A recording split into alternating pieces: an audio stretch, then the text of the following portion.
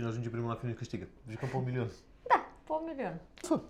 Uite, vezi, dacă poți, nu înseamnă că și iese. Ia vede. Hai mă, că tu îi... Stai, că uite, stai aici. Da, m-am prins din urmă, Ai bani la tine?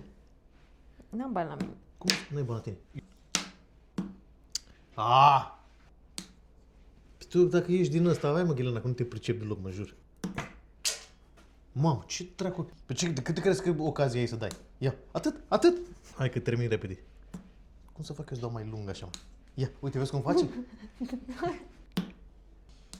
Gata, atât. De ce pizda, mă, Sima nu se duce? Hai, atât. Atât ce te bucuri Dar cum am tu. dat eu mult așa prima dată, mă? Stai mă așa, deci dacă îl țin așa... Hai, dă bătăi. E bine. Arbitru... Uite, iar a făcut cu mâna așa, iar face cu mâna așa. Unde e finish-ul? Acolo. Unde trebuie să ajungem? Aici? Deci ea vrea să... Dar bine, că na. Fiecare după posibilități. Nu, este natura ta, așa, vine natural. Să vedem. Taci din gură că strici aici.